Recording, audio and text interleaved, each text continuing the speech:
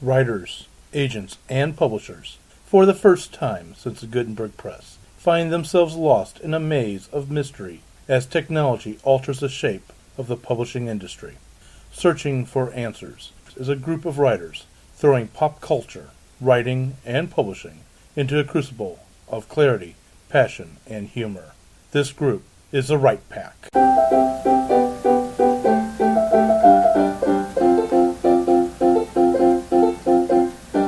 Welcome back to Write Pack Radio. This is your host, David Allen Lucas, now president of St. Louis Writers Guild. Yay! And still an author of science fiction and crime drama. And with me today is co-host Kathleen Kayembe, writer of gay fiction under the pen name Kaseka and Vita. Oh, Melanie Kulani, writer of science fiction, fantasy, and nonfiction. I'm Matthew McGraw. I'm an amateur short story writer, and I have a picture book called Patrick the Spider that's shopping. Okay. Fedora Amos. I write Victorian whodunits under the name Fedora Amos, and I'm president of Greater St. Louis Sisters in Crime. Brad R. Cook. I write steampunk, and Iron Horseman is out there. Check it out. And Iron Zulu comes out this November. Congratulations. Okay, today we're going to talk about preparing for the long siege of a novel. I wish I could say I coined that phrase, but I didn't. That was actually coined by Ben Bova, who is a science fiction author and also was editor for one of the big science fiction magazines back in the day. It's still around, the magazine is. So, why, let me ask first off, the term of a novel relating to a siege. Does anyone else here feel like writing a novel is never-ending almost, and like you're stuck in it forever? Go ahead. I was going to say, I think siege is entirely the wrong term. Okay. With all due respect to Mr. Bova or Mr. whoever it is. Mr. Okay. Because I think that almost anything you do, including a novel, has to be done in stages and in steps and in baby steps and in little steps and in steps that you want to do. A siege sounds like you're going to war, and that I don't think is a very good start to beginning a novel, or in fact beginning anything. But conducting a siege, you do it in stages, and there are, stages of the campaign, and maybe you should think of it as capturing the city. Breaking through the wall is just, one of the parts, and then you have to actually finish and complete Well, it. I guess Hawks could see it that way, but personally I'm a dove. As compared to, if you write short stories, which I like, which is more like a dirty street duel, you find some guy in an alleyway, you hit him over the head with your cane, you wrestle for a while. Okay, Mercutio. It's over pretty quick. You know what happened to him. Yes, well, I still like Matt anyway. Plague on all your houses. Not even both, just all. Every house. I guess I look at it as a siege. One, because it takes... So usually writing a novel takes a very long time to get it done. I mean, you get your plot, assuming you plot. If you're not, well, then you're pantsing it. You've got your writing of it, first draft, your editing, your second draft, your editing, your third draft, your editing, blah, blah, blah, onward, until finally maybe you can pitch it. And then you pitch it, and then you pitch it, and then it gets accepted, and you get changes. And I'm going down the good side, good road. And eventually it gets published with all the changes that have happened. Another thing, too, I look at it is, irregardless if I plot it or not, there's so much going on as I'm writing that novel. Yes, thank God it's written in stages. I totally agree. But if you think, I'm a hawk, not a dove. But if you think about a siege, you've got the miners going underground and knocking at, trying to get the castle wall to come down that way. You've got either the ballista or the cannon, depending on what time period you want to look at, firing into the town. You've got the soldiers running up against the gates or however else they're trying to take the town. The battering rams. And all this is going on to keep the defense from not knowing what you're doing, and you're having to be like a conductor. Maybe that's a better one. You're conducting a symphony. Each one's a little part, but you're still conducting the symphony. Oh, poor David, you were talking about destruction. What a novel is construction from the ground up. So, building a city? You're building a city, not laying siege to one? Exactly. Well, the issue, with for instance, building a building, you start with the foundation, then you go on up. Well, maybe, but maybe a lot of people's building methods are more modular than that. So, because I don't know too many buildings where the third floor gets, finished before the second floor is done. And, those buildings usually collapse. Yeah. Well, you can build that third floor and set it down, and then you build up the first 2 floors, and then you take the third floor and you put it on top. Yeah, like I said, modular building. Prefabbing is all you're doing. Well, you do have to start with some kind of plan. So I guess that's where we ought to begin. And then, I would of course, agree. That's what it takes a lot of actual work and developing it as time goes on. But I think it's way more like building a building than besieging a castle. Can we go to cake references? Cake references. Baking? Let's hear it. Can we stop going to metaphors entirely? So metaphorically, what would you like to say? Very imperfect in explaining how one prepares to write a novel. Well, you got to do How about that a by the book. sandwich approach? You start with a piece How of about bread, and this? then you build up. What we're doing is we have a castle in the sky, as Thoreau, I believe, is the one who said. We have castles in the sky, these giant stories that we know are up there. And what we have to do as writers is build the foundations under them, bridge the ground to the castle.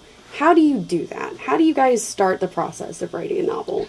Like, what do you do before you actually start writing things down? Well, for me, beyond getting rid of all of that other stuff, the typing out the words and, smacking down the walls or mixing the cake batter, whatever reference we want to use.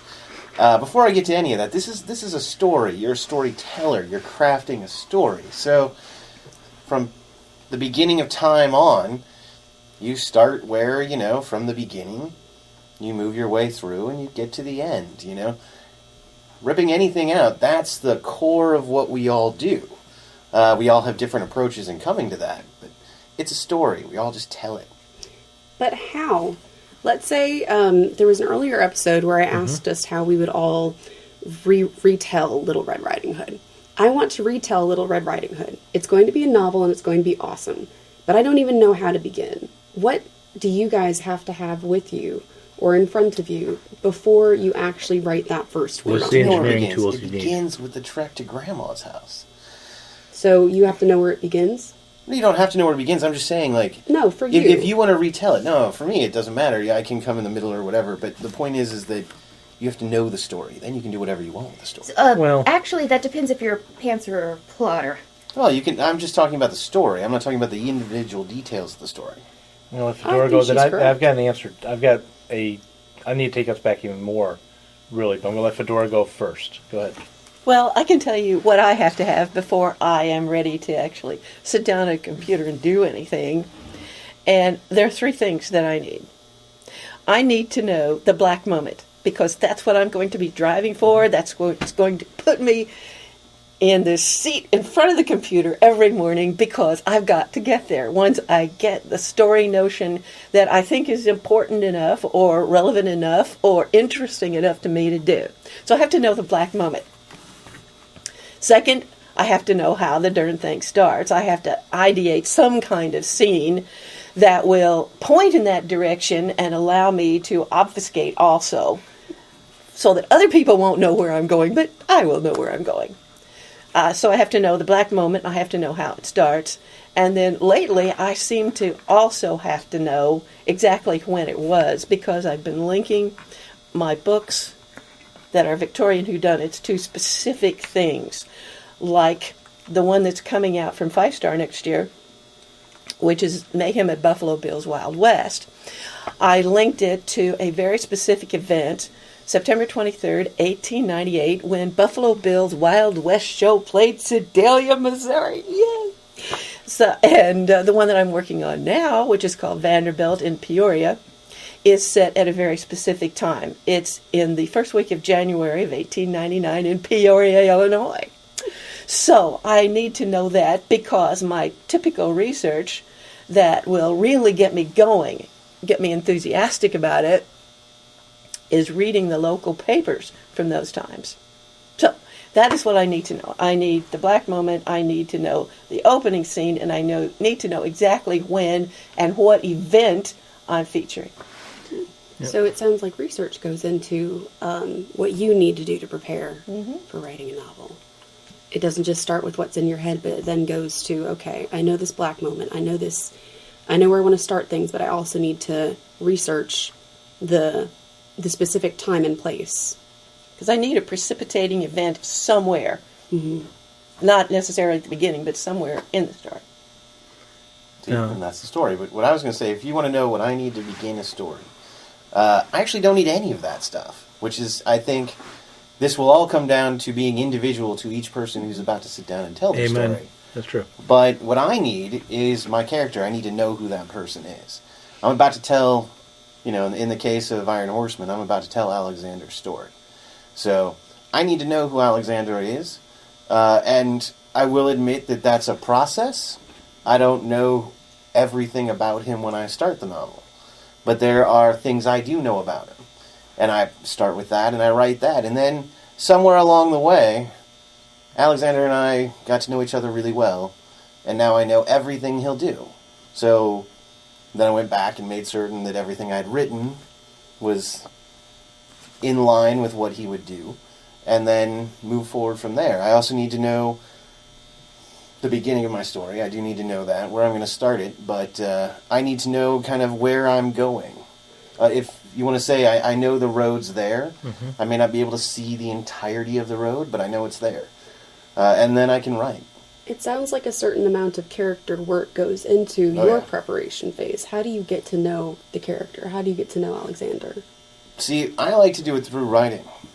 Through actually writing. Getting the scene out, and then seeing how I want him to react, and then seeing how he actually reacts, and, then going back and making certain that anything I wrote before I knew him fully. But this is a series, too, though, right? Yeah. So you already know him. Yeah, now I know him. Yeah. Now it's awesome. The second book's been way easier to write for that. Okay. It's like, in fact, actually, the second book feels like old friends getting back together. It's kind of nice. But yeah, for the first book, it's a process. So I wrote the book, and then I went through and I saw certain areas where, he's doing exactly what I think Alexander would do. And then there were other areas where it was like, well, I think he'd do it a little differently. Let's see how this goes. And some of it I liked, some of it I kept. And then, but once you know him, once you know your character, they're right there with you.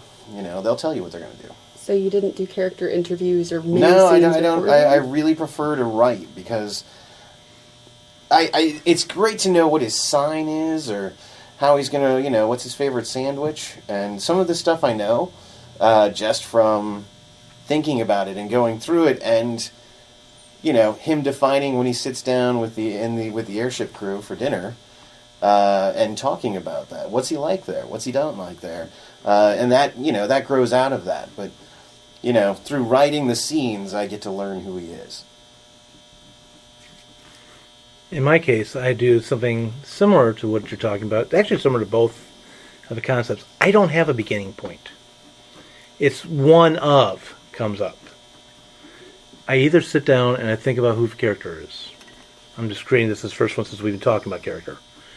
Yes, I interview the character, but I don't just interview him. I psychologically analyze the character. I'm building him. In fact, Melanie can tell you, she's been watching me work on project I'm working on right now. The interview process is literally a 10-page questionnaire I'm filling out on this character. And there's answers in there that I'm putting as NKD, meaning none known at this time, which is where what Brad's talking about. When I get into this, I'll be able to answer that. Or I'll see that as I was creating this character, he or she was lying to me. And then I can go create and figure it out from there. Setting. Now, this is the other part that Fedora was talking about.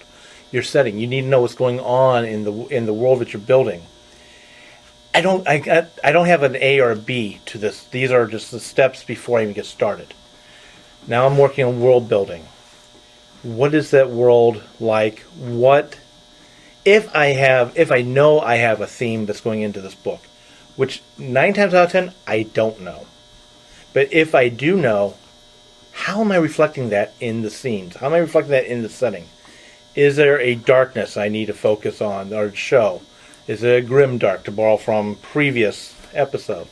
Or is there a lightness that needs to be reflected? And if there is a A, there should be a B that's reflecting back. and what symbols can I put into that world that will eventually maybe make it into the book. Then I need to know, since I write crime drama, it doesn't matter if science fiction crime drama or just crime drama, I need to know what the heck the crime was. And I need to know who did it, which goes back to the psychological part. I need to know their motive, going back to the psychological part. I need to plan out, how did they do it? And then I look at their plan and go, yeah, okay, how can I screw with it?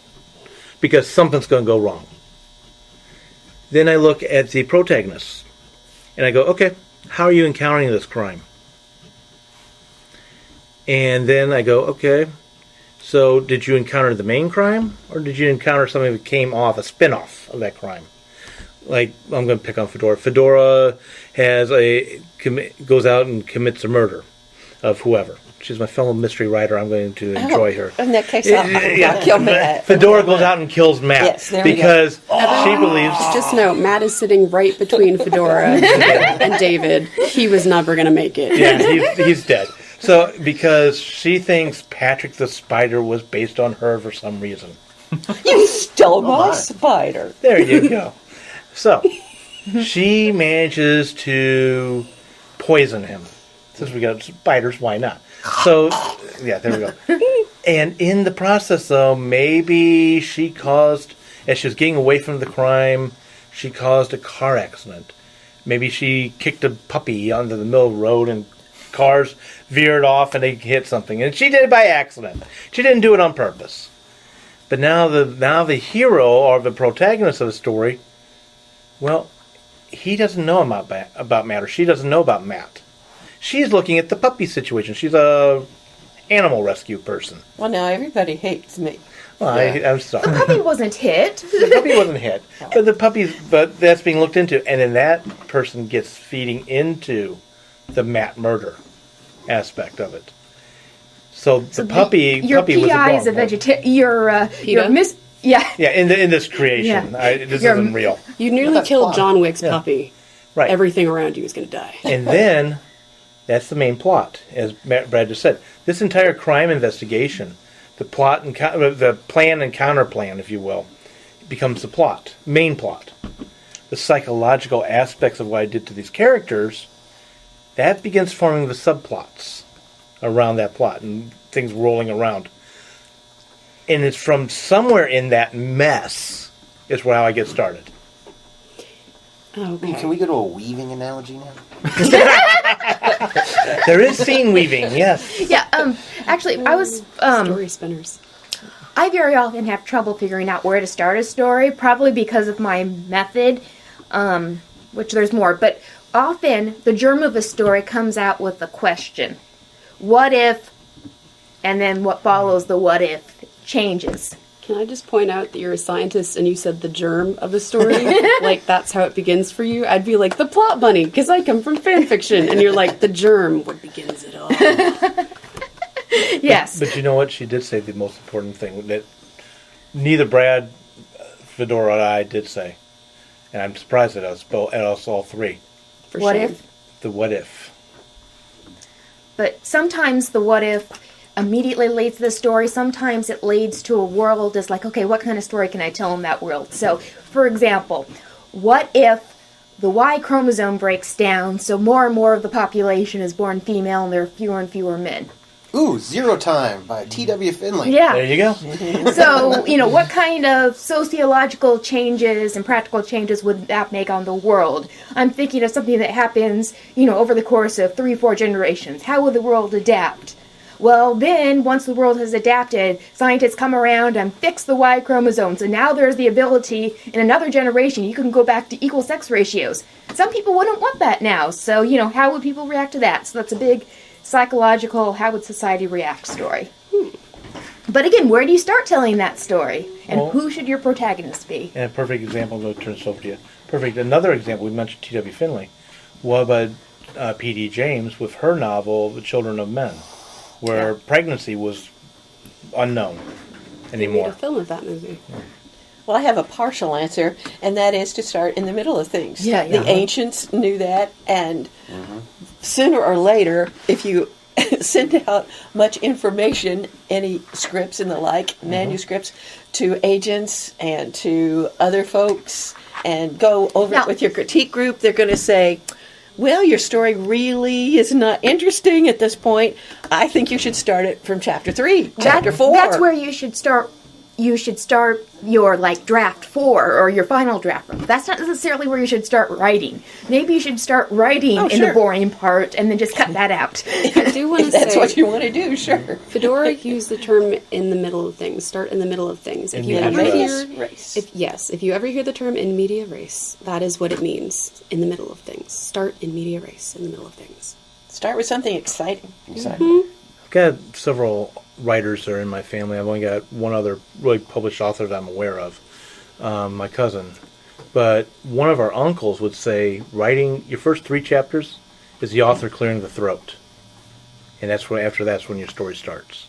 Well, hopefully it's not. Hopefully it's not. I'm saying when you're writing, when you're writing it. Yeah. Well, I am a hybrid between a plotter and a pantser. And I find that there is generally a certain amount of clearing my throat writing that happens. I'll start the story, realize it's a novel, and realize, oh, this is not really where it starts. And I might restart it again once I realize, oh, this area is where it needs to start. Or I might just keep going and remember, okay, that part's gone. But for now, the information is good to stay in. What do you do? I know that I've been listening to the older episodes that we have, and I just listened to Plotting and Pantsing. Fedora, I know you are a hybrid like me. And Matt, I know you are a pantser. And the rest of you guys are plotters, correct? No, I'm more a hybrid. I'm trying to write a novel now, pantsing, and I failed. So I'm a hybrid right now. All right. And I call myself, what happens with me is I'll plot to a point of boredom, and then start pantsing. So I wanted to ask a bad thing. A question to our pantser. What do you do when you realize, oh, this story that I started writing might actually be a novel? Do you do any prep work at that point, or put any support structures in place so that you continue writing it, or what do you do? Well, the thing is, I kind of start with just a feeling. Not necessarily a character or what if or anything, just a kind of atmosphere, and then I'm like, why does it exist? Who is it existing in, and all that kind of thing. And so far, I have one thing that might end up being kind of long, but it's, I do start kind of laying out, what is that, how is that feeling going to sustain itself over time? What is it going to be continued through? But, I mean, ultimately it does just come down to, I just kind of go ahead. I have ideas of where it might go, but I don't write them down anywhere, and I might forget them. So I don't know. I mean, that's why a novel is kind of intimidating to me, because it's really long, and I mean, no matter what, though, you have to go back and edit. So at some point, you're going to clean it up. Hopefully. If you have something, you can edit it. If you don't have something, that's when it becomes a problem. That's the obstacle to surmount for me, is that I can't get into the planning. I got to just have it there. Yeah. And then I can start working on it. I want to ask a question because I have to admit, I've never finished a novel. Oh. I've finished a novella. I published a novella. It's great. But novels, even though I've completed NaNoWriMo, I have not finished that novel. I have not finished other novels that I've started. I want to know what I'm doing wrong. How do I sustain that sort of interest through a novel-length story? Now, here's a question, but when you mean by not finishing, do you finish a draft and then never get back to it? Do you never get to the end? Do you never write the middle? What? Oh, no. I've noticed that I have a penchant for getting to the middle, or somewhere around 30 to 40,000 words, and then, oh, shiny new project. I'm going to go do that for a minute. And then the other just kind of sits there and languishes. There is a novel that I'm writing that I've been writing for oh my goodness, 6 years, 7 years. And that is the one that I have kept on going back to and added to bit by bit over the years. It's still not done. Brad's read part of it. But He's good. Thank you. I have that interest in it and I want it to get done. But you guys, I've noticed, tend to write novels and then write another novel and then write another novel. What are you doing that I'm not doing? I want to know that. Not to be snarky, finishing. How do you do that? But that's a good question. How do you put those structures into place that allow you and enable you and encourage you to This finish? has been really one of my toughest challenges for the last 9 years. Mm-hmm. Before that, never had a problem. But my problem has always been time to write. Now, I know I got people now yelling at you. You gotta make time to write. You gotta make. Well, you know what? I know When you more work- details right. of your life. You did not have time. I really don't. It's hard to find it, and then that's why I get bored, and I drop this thing. One of the things I do is I will work on multiple projects at once. So, in your case, to borrow your phrase, to borrow your situation, okay, shiny new projects come up. I'll work on it in a bit, but I will give myself a deadline of when this project's going to be done. This new shiny new one, or I'm going to put a pause on it and get back to the original. So let's say 30 days. Just play devil's advocate. For me, I know exactly what you're talking about. You get to that certain part in the novel and you get sick of it. And there are other shiny things that want to come along. For me, this is one of the reasons why I plan. If I know that I have X number of chapters left to write, and this is where the story is going, and I really want to get to that scene and tell that scene, and then usually there's the end climax that I've been kind of trying to write to since the beginning. Amen to that. That's what I do. That so keeps me it's involved. that climax that I want to get to. But yeah, I know what you're saying, but for me it's knowing just how much is left. I know that, I have X number of chapters left to write. And out of those, say probably, this many of them are going to be action scenes, and this many of them are going to be more character interaction scenes. And, so I try and, I do that, but that keeps me to a schedule, and that's how I finish novels.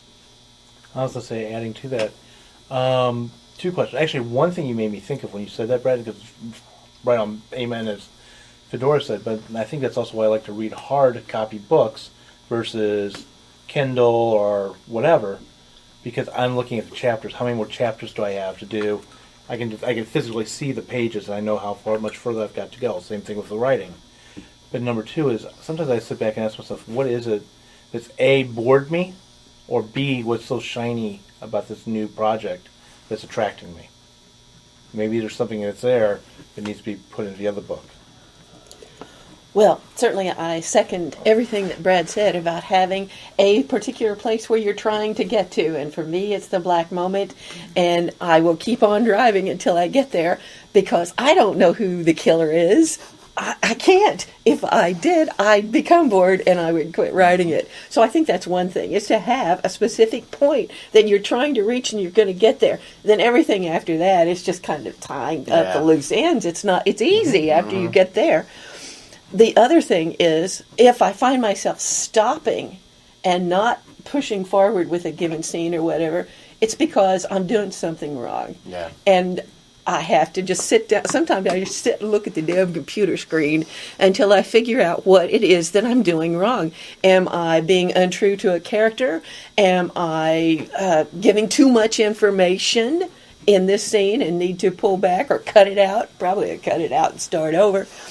But if I come to a place where it's not going well, just sit and think of what's wrong with it and go somewhere else. Other things I've heard of people doing, one I do, is I throw darts or throwing stars until I can break the... I notice when I start going off target that whatever it is, it's finally coming into play. But other people have... Is that a serious thing? Oh, seriously. Dead serious. Note to the world, do not play me on darts. I will shark you. This is because I've got that much practice. That's great. But the other thing is, some people go out, they start cleaning. They start doing something physically different and let their mind do what Fedora's is doing, looking at this computer screen. Sorry, I was saying I need to talk things out. And I recently realized, and I've done this for nonfiction, and I've discovered I can talk at 80 words a minute. Can't type nearly that fast. But just turn on the recorder and talk things out, because I don't know if this will work for fiction. I want to try it for fiction. Just, walk out, see how dialogue sounds, whatever, and then write down, transcribe, listen to and transcribe what you wrote. You won't be able to use most of it, but you might be surprised about, it gives you a starting point. And I free write to do the same thing. yeah. You write faster than I do. If you write by hand, though, I think. You still write faster than I do. Oh, taking it back to the sexy next book for a minute. Heather Sellers has a book called Chapter After Chapter that I love. It's about writing a novel, and the first third of it is all about preparation, what you do to prepare to write a novel. And so I do want to bring up some of the things she mentioned after Brad has talked a bit. But one of the things she warns about in the actual writing of the novel phase of the book is the sexy next book that is going to come along, and it's going to be everything you ever wanted in a book. And it's not going to be hard to write. It's going to be great and exciting, and its characters aren't going to frustrate you the way your characters are currently frustrating you by not doing what you want. And it's going to be amazing. So just sidle over to that other one. And I'll say that one right now, I'm sorry, I'm going to interrupt you just for a second, is if I was in the new movie of the Avengers, and what was going through my mind was spoken, I'd have Captain America going, "Watch your language." Well, what she said to do in those cases is similar to what you've said to do, David. She says, all right, if it's not going away, give yourself a deadline. Like, take a day to just write everything you want from that other story, and then shelve it and get back to your novel. And I thought it was interesting that you said something so similar. You said, 30 days, but just putting a deadline in place to know that, okay, when this happens, sexy next book is getting tabled, and I'm going back to the novel. And I think knowing that will help you get through that other. That's actually what I was going to talk about. Oh. Is the sexy next novel. Because you always have that shiny new project. There is always that next book. I mean, I have so many next books that I've actually forgotten a few of them, and then I will remember them later. And be like, oh yeah, I did want to write that book. That would be a really cool book. But that, it's shiny, and it's there, and it's in the future, and as you said, it's not going to have any problems. It's going to be better than the book I'm writing. I know it will be. It's going to be more marketable, sell better, whatever. But the point of that is, for me at least, I like to let things stew in my mind like a slow cooker. We go back to cooking references now. So I like to let them sit and stew for a while. So that, for me, is the perfect thing. If I were to jump on that shiny new thing, I'd then have to think about it, have to work through a few things, have to go through and start that beginning process. But that last month of working on book 1 is stewing time for book 2, so that when I'm done with book 1, book 2's set and ready to go. And I can jump on it, and I don't even have that month of prep time anymore. Now it's just, I'm prepped and ready to go, and I can start writing book 2 within a couple of weeks of book 1. Multitasking. Yeah, it's nice. Yes. But it gives you're sitting there when you're in that moment, you don't know what to do, you're staring at a screen. I'm starting to drift off to shiny new projects going, I could do that. That'd be fun. And then, somewhere my muse hits me and nudges me and goes, no, we're writing this one now. Yeah. We'll get to that next. It sounds like that part of your process that is you have to know the whole story or the shape of the story before you start gets done while you're working on the current book. Yeah. So that's the way you prep for another novel is you take that month or so just considering the new story in your mind and turning it around. Yeah, the next book that I'm going to write after Iron Zulu gets completely finished and all polished up, which will be here, next couple weeks. But after that, I have another book after that I've been thinking about since early January about what I'm going to write. And actually 2 books, because I have to finish another one by the end of the year. So, the History of St. Louis Writers Guild, look for it. But anyway, that book, The History of St. Louis Writers Guild, I've been thinking about that book for a while. So that's been kind of stewing around, probably about a year. And then, so when I get ready to write it, it's already kind of had that cooking mulling period. time. You are cooking. Yes, always cooking. Another cooking metaphor. The current novel I'm working on, I'm kind of thinking of as a 3-course meal. So, sorry, I stretched it for that metaphor. Yes, you did. But It's okay. I was laughing about Brad cooking. Always cooking. Yeah. That's so cool. But Brad are cooking. I've kind of divided in my head to 3 I've heard acts so or like 3 novellas. So I'm very close to the end of Act 1, then I realized something wasn't working. It's like, oh, I'm missing this subplot. So, I'm not really... I've reached time-wise close to the end of Act 1, but I'm not really, I'm only about, 2/3 of the way there writing-wise. So, I was going to say something, but then, Well, I don't know if this will be helpful since I only write short stuff, but I'm pretty lazy. So if I even get to like, if it's going to be like 20 pages, that feels like a lot to me. You do what works for you. It's good. Yeah, but like I'll get to like page 6 or something. I'll be like, I'm only a third done. I got to write all this other stuff.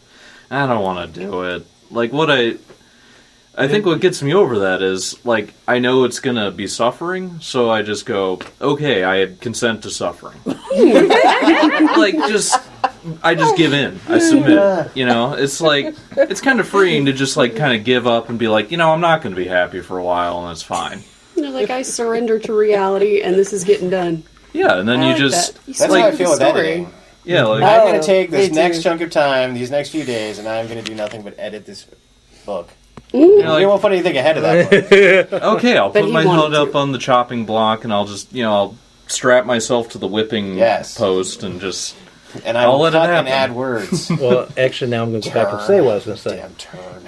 In a lighter version of what you just said, one of the things that you've got to convince yourself that you can write the long novel. And that's that might sound funny to some writers out there who are just starting out.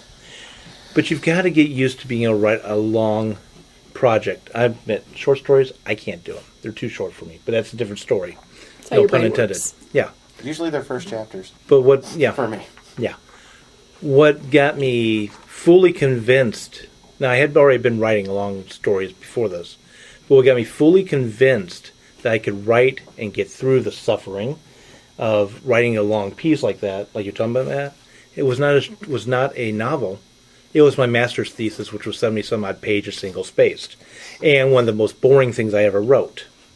And I got done with that, turned it in, and thought, irregardless of what grade I got, and I got a good grade on it, but irregardless of grade, I was like, I made it through this. If I can do that there, I can do something I really want to do. Well, we've talked about it before, celebrating victories. Oh, God, yes. Milestones. And being able to type the end or hit that last period is one of the greatest feelings you will ever have in life.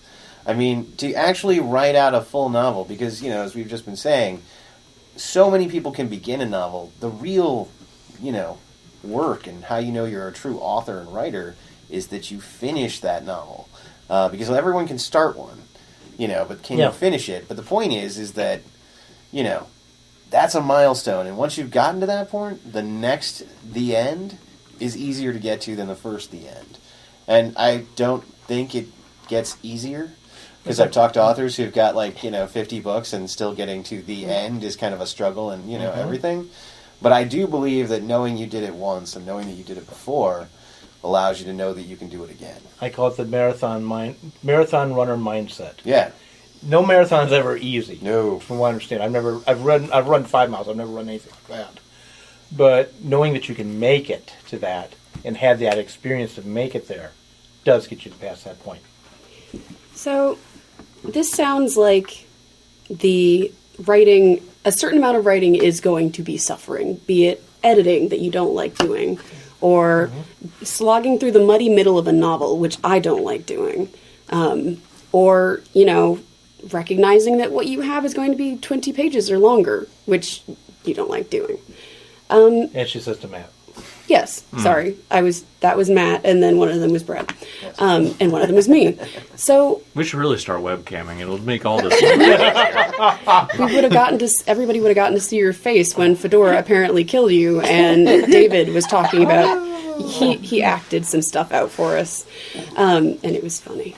But how do we deal with knowing that certain parts of the writing process are going to be hard and are going to feel like suffering for us? How do we then write those things, edit those things anyway? What do you guys do to get over that? And does it involve milestone, rewards or anything? Milestone rewards help. Yeah. Yeah, I don't necessarily need anything like that. I don't know if it's a particular mindset, but I have a thing where, I just don't like losing to it, I'm not... Your competitiveness comes out? Kind of. If if it beats me back, I want to just come back at it until I win. Mm-hmm. I guess it's a love thing. You have to, love the work enough and want to win. Well, if Fedora go, and then I'm going to say something if she doesn't say it. I'm going to see what she says. Well, I'm going to talk about hiccups. Okay. Yes, I am. I don't think you can cover what I'm going to say. Go for it. I now have a New York publisher, and so I first went through the developmental editor, okay, and then that went to the copy editor for about 10 weeks. It was quite a while. And I just got back that copy edited stuff on Friday, so took Saturday morning to look it over. And some of the things on it are really peculiar and sort of ridiculous, like hiccups. Because, I know that the modern way to spell hiccups is Hiccups, but I wanted to spell it Hiccoughs, the old-fashioned way. But so I'm trying to decide whether I ought to contest this or not. What do you think, guys? Well, you're writing. Are you writing it third person or first person? Third. Okay, and is that narrator set in the time period? Yeah. Then I'd go with the old way. Well, but wait a minute. Is this is it pronounced the same way Yes. as the modern hiccups? Yes. Okay, then I would find it really annoying to have it spelled differently, unless you were like reading a letter. If a letter was being written out, like this is the text of a letter, then that would be the exception. It's just if it's just in dialogue or narration, spell it the traditional way. It's like British spellings. If I'm reading a book with the British edition, I'm expecting words with British spellings. But if it's the U.S. edition, I expect them to change those spellings to the American standard spelling. Also, it makes things much easier to look up. If I don't know the definition of a word, I look it up. It comes up. And if you have to look up a definition, it's going to knock you out of the book. It might be interesting to put a glossary in, though, so that because that's something I never knew. I never knew hiccups was spelled hiccoughs. That's so cool. Because it really is. Yeah, it makes more sense. Makes perfect sense. I guess it got corrupted at some point. Absolutely. Like all language, yeah. Okay, that is one thing. The other thing I wanted to this one definitely, people will think that this woman has never set foot in St. Louis if the word saint is spelled out in St. Louis. Oh. Is that crazy? Would you? No, that's a constant argument. Yeah. Right? And if you're from St. Louis, it is just ST. We never spell it out. Absolutely The not. rest Or of the world St. Paul seems- or anything. Oh, Do yeah. you think? Is that different elsewhere? Yeah, A lot of apparently. places want you to spell it out. When I was looking at search engines and stuff like that, you don't find it unless you spell out saint. Yep. It's one of those regional peculiarities. I think you should fight that one because that's a regional Yeah. thing. People, people would kick from me out of town. They would. Yes. Yeah. We love you, but you'd be gone. I'm sorry. Okay, I'm going to toss out the thing that I was hoping Fedora might do, but she didn't. The long, boring part. shame. Going back to the long, boring part. No, I'm kind of surprised she didn't toss it out. Okay, if you're going through the long, boring writing part, have someone walk in with a proverbial gun. Okay. Change your plot. Oh, the Elmore. The Elmore Leonard Leonard solution? Have someone walk in with a gun. Do something that seems to be a Actually, twist. it's two men come in blazing with guns. That works too. Yeah. But And of course, Twist that's it. not really. Start to what twist. It is. It's have something really unexpected happen. Yes. yeah. So if you're starting to get to a muddy middle of your novel, for example, when you're kind of trying to work with all the threads that you have thrown out in the beginning and start to tie stuff up, throw in a wrench. Yeah. And then watch your threads go around that wrench and swallow it like a spider web. And then you go forward. Keep patted mad. That is how I actually get through my parts, is because I know. Like, in Iron Horseman, I got tied up... let's jump into Iron Zulu real quick. We get to learn a little bit about Iron Zulu, my next book. So, in that, you start in London, they're going to end up in the sub-Saharan Africa. So, I really enjoyed writing London. That was fun. Got to France, and that was kind of... I wasn't really certain. That was France. I got roiled up in France a little bit, and really wasn't certain what to do, and that led me into, getting kind of stuck there. But I really wanted to get to Alexandria and start, the journey across Africa. And knowing that, and then Africa was fun, but that got, then I had these trains, and it got kind of crazy, and, I got kind of stuck in that scene. But I knew I had the air pirates in Zanzibar waiting for me. And that scene, I've been dying to write that scene forever. So I didn't mind pushing through these train scenes to get to Zanzibar. And then after that came the Zulu, and that was the whole point of the book. So, and building up to that. So the excitement of wanting to write those scenes got me out of those crazy sticky trains. widgets. You got stuck on the crazy trains. I did. And then pushed forward. And they're crazy trains. I love crazy trains. Well, NaNoWriMo, I'd like to go back to that. Because NaNoWriMo is what allowed me, or enabled me, to write the longest story that I've written so far. No, it'll not be longer. Whatever. To write the longest story that I've written so far, to my knowledge. To your best recall. Yes. And Nano enabled me to do that because I had a giant support system, not just of people that I was physically sitting down to write with every night, but a giant network of people all over the world slogging through the same muddy middles, slogging through, oh, I don't know what to do now, I'm stuck, I cannot do this, I hate everything needs to die, can I drop a gazebo on these characters? No, don't do that, you're going to keep on going, it's going to be great, just keep going, and that sort of encouragement that kept everybody going. So, in the absence of Nano support systems and networks, how do you guys keep going? Critique Is it partners habits? can do that. Critique partners? Writing, I like to call writing partners. Yeah. But yeah. So what is this writing partner to you? Because critique partners to me are different. Yeah, you're Yeah, right. I It'd would be a agree. writing partner. So what do writing partners do? Hold you to your deadlines. What? They can. How? Well, it depends, but for instance, you have a deal that you owe them 10 pages by X date. And what do they do when they read? Nag you when you don't do it. It's like, why didn't you get these pages? Why didn't you make time for this? What's the problem? Do they read your pages and give you comments? It depends. You can. Not necessarily, though. It could just be, if you're stuck, maybe it's like, okay, I'm going to come over and read over your shoulder. But if you say you're doing okay, I'll trust you. Mm-hmm. Another thing you can do, partner-wise, partners are great for sounding boards as well. Okay, as you said, you have somebody saying to you, you can make it through, don't drop the gazebo, basically. Mm-hmm. That could be, I could contact, that's one thing I love about Write Back, is I can contact any of you guys or talk to you and say, okay, I'm stuck, help out, what can I do here? I usually get that question more often than I give it, but still. Write-ins, another process. Networking, guilds, like St. Louis Writers Guild, like Sisters in Crime. Oh, I thought you said guilt. Yeah. Well, that's going to be the other one. Guilt is another one, if that works. But ultimately, first question I'm going to ask you is, and I don't want an answer, I'm just going to say is, what motivates you? Or what demotivates you? And then keep going with whatever that process is. Well, I think you've really gotten to the heart of it, David, that we love writing. If we didn't, we sure wouldn't be here on Sunday afternoons. We'd be doing something else. Mm-hmm. I could be outside. Exactly. Mowing the lawn. It's nice I was weather just now. going to say, you're actually preventing I'd me rather from be mowing the here. lawn. So this is, I love being here. What do you mean? But really, there is something magical about sitting down at the computer or writing out in longhand or however you do it and saying to yourself, those words, I wrote them. And damn it, they're pretty good. I like them. And then going on to write some more because you just love doing it. And that's what gets me out of bed into that computer in the morning. Yeah, if we could stop writing, we would. Oh, I it's think the that's true. insanity thing. Trust me.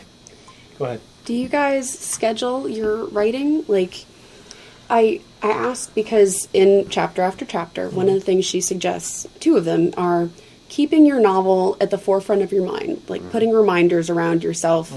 Maybe one thing that I did was I have note cards that I put characters' pictures on and their names, and I can shuffle through them, and I look through them, and I'm like, oh, I love this character because of this, or oh, this woman's evil and I don't like her, but she must have some redeeming quality. What could that possibly be?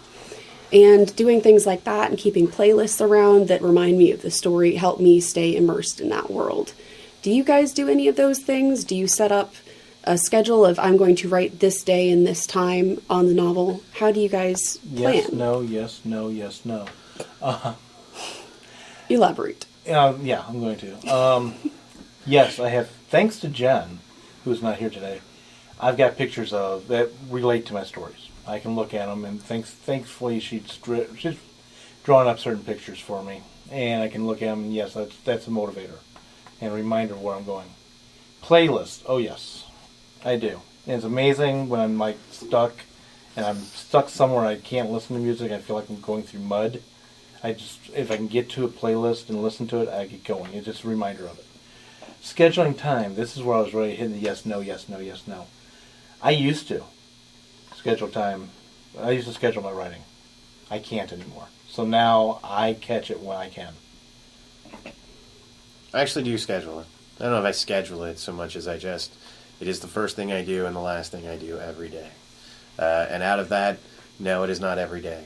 I would say that it's at least 4 to 5 days a week that I wake up in the morning and I write, and the last thing I do before I go to bed is write. Which also then allows me to have that weird sleeping time. So when I look at my work day, if it's like an 8-hour work day, there's like a weird 6-hour sleeping period in there. So it allows me actually to work on things. So I will write if I get stuck, go to sleep, wake up in the morning, it's all fixed, and I can just keep writing. It's a weird phenomenon that sometimes actually happens. You're stewing. While you're sleeping, you're stewing. Exactly. Work it out in your dreams. Exactly. Fun dreams. Something that I do to help myself prepare to write, period, I make sure I have all the materials I need available. So if I get an idea, I can immediately pull out a pen, pull out a piece of paper, and write it down. I carry notebooks with me. I carry a little pad that is much smaller than a notebook. It's like a little notepad that I can get out, no matter how little space I have, and just write that down, put it away. I have notepads in my car, so I can do that if I'm, at a stoplight, or if I'm not, I won't do it because I have my phone that I can use to record thoughts and not have to take my eyes off the road. I set up my computer so that my novel is open. I can just open the computer, type in my password, and then I go. And having things like that available to me immediately so that I can go from, I want to do this, impulse, to I am doing this, action, with no in-between steps, pretty much, makes it easier for me to get writing and to ride those impulses for, however long I'm able to before I'm called away. Do you guys do things like that? What I do is, my computer is usually on or is in sleep mode and my project's there, like you're talking about. B, I don't dare write myself notes because by then I've got to spend money for a cryptographer to figure out what I wrote. But I do email. I email to myself. And I was usually off the phone, sending myself an email, and then I can go back and I look, and just when I get home, I sort by senders. It's, there I am. Okay, there's that thought I had earlier today. I used to do stuff like that, but then I had too many instances where I looked at it later and thought it was dumb. So now I have more of a Darwinian thing where I'm like, if I think of it and it doesn't stick around, I probably didn't care about it. I'll just let it go. Whatever. The evolution of writing. Okay, go ahead. I've got ADD, man. That would not fly. That would so not fly. I would forget everything. Everything is a place, literally, a physical place for me, or it does not exist. And I can't find it. So I have Evernote, and it's full of different ideas, and I have my email, which is full of different recordings I've sent to myself, full of ideas. My computer, full of pictures and ideas and story ficklets and beginnings and all sorts of things. And I may never look at them again, but they're there if I need them, because hell if I'll be able to remember that they exist otherwise. Yeah, I have a Word document I started, I'm old, over 15 years ago. Yay! It's been through a couple of updates of versions, but with the story ideas. So if I have a dream or come up with a story idea, in one case just a title I thought was interesting, it gets written down there. And, maybe I'll look at it and do something with it one day, maybe I won't.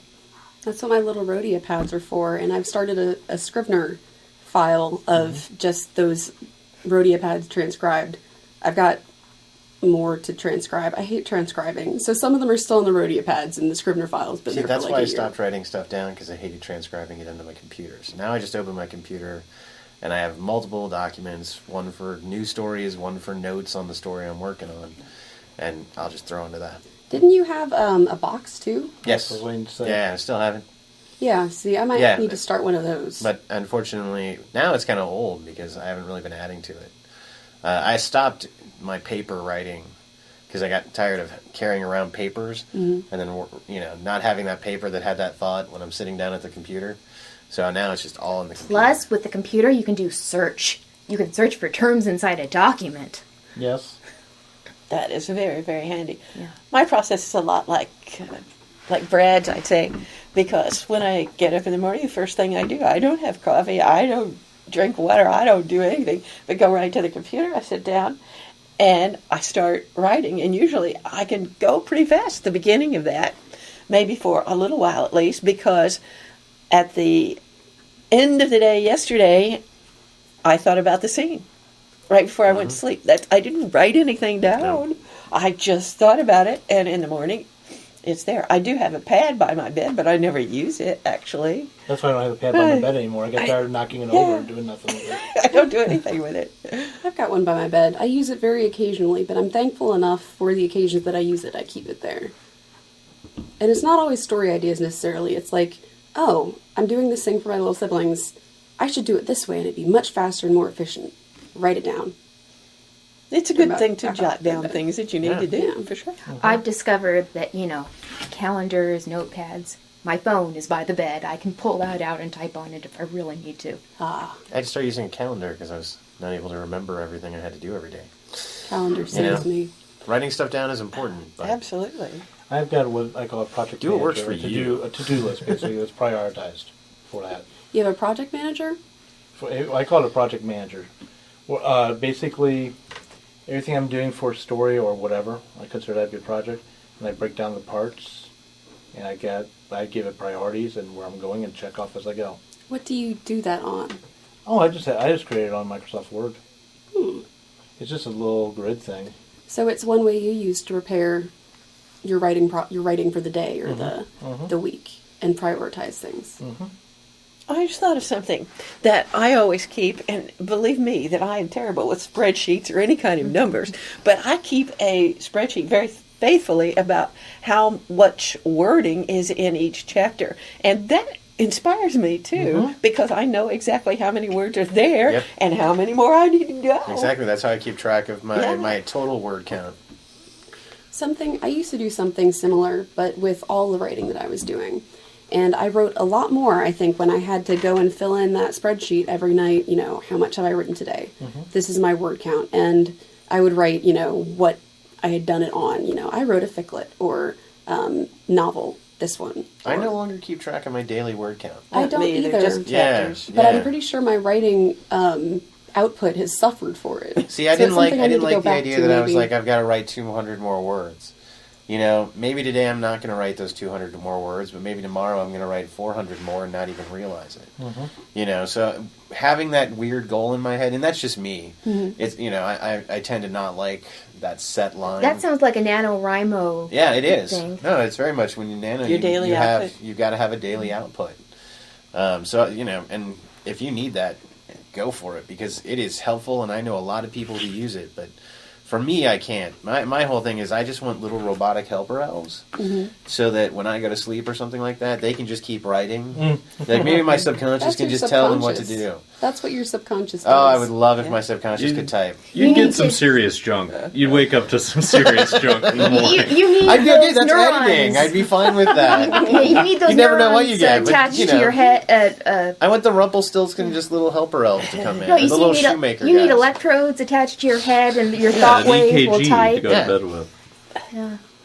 What would be if someone could set up everything for you so that you could immediately sit down and write a novel? What would you tell them to set up for you? Coffee. Like, assuming A coffee drip, yes. David wants a coffee drip. assuming like if maybe your subconscious could set everything up, you have a clone, it does all the thinking and whatever for you, all you have to do is the writing. What do you have them prepare ahead of time for you? To sit down and write that novel? $50,000 to sit on. A comfortable chair. Monetary deadlines are nice. Like if you have a publisher and you know that they want it by this date and you're going to get paid X amount of dollars if you turn in that book, That's a motivator. You've had them set up some motivations for you to Oh, get done here's on time. something that you might be able to do, especially if you have someone that's going to give you some money anyway, like a parent or, someone. Mm-hmm. Have them give you $100. Or here's the way.